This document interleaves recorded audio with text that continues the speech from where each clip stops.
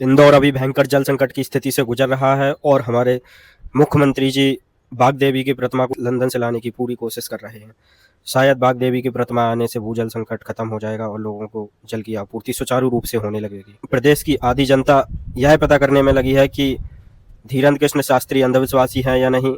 युवा अपनी तैयारी में मस्त है, बाकी लोग अपने आईपीएल में मस्त हैं और महिलाएं फ्री की रेवड़ियां मिल रही हैं, इसलिए कुछ नहीं बोल पा रही हैं। लेकिन जल संकट की समस्या अत्यंत गंभीर है। भारत विश्व की लगभग 17.7% आबादी रखता है, लेकिन भूजल संसाधन स्रोत भारत में केवल 4% हैं। अब आप खुद सोचिए, ये स्रोत क्या 17% जनता की जल की आपूर्ति को पूरा कर पाएंगे या नहीं, ये एक बड़ा सवाल है।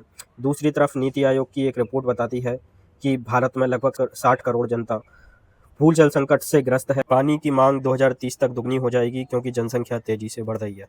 भारत में जल संकट की स्थिति अभी और भयावह होने वाली है क्योंकि इस साल अल नीनो की स्थिति बन रही है। अगर ऐसा अल नीनो की स्थिति बनती है तो भारत में अत्यंत सूखा पड़ सकता है, जिसके चलते हमारे भूजल स्रोत और ग्राउंड वाटर लेवल और नीचे जा सकते हैं, जिससे जल संकट और गहरा हो सकता है। दूसरी तरफ Bharat E20 ethanol blended petrol पर जोर दे रहा है, लेकिन एक सवाल आता है मन में, एथेनॉल ब्लेंडेड पेट्रोल के लिए एथेनॉल बनाने में सबसे महत्वपूर्ण योगदान गन्ने का होता है। सबसे ज़्यादा पानी गन्ने की फसल में लगता है।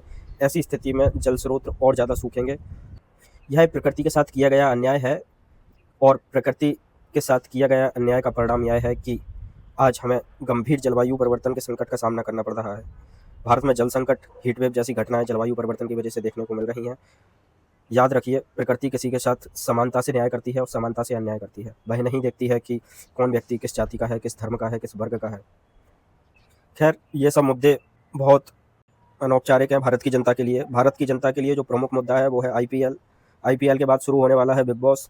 उसके बाद जातिवाद, धर्मवाद, हिंदू मुस्लिम, मंदिर मस्जिद, इंडिया पाकिस्तान, ये सब मुद्दे भारत की जनता के लिए प्रमुख हैं और इन्हीं मुद्दों को आधार बनाकर भारत में वोट बैंक तैयार होता है। जब तक जल संकट की वजह से या पानी की कमी से लोग मरने नहीं लगेंगे, तब तक भारत में इसके प्रति कोई आंदोलन नहीं होंगे। जो योजनाएं बनी हैं वह मात्र पन्नों में ही हैं, उनका ना तो क्रियान्वयन हो पाया है और ना ही जनता के द्वारा पालन हो रहा है।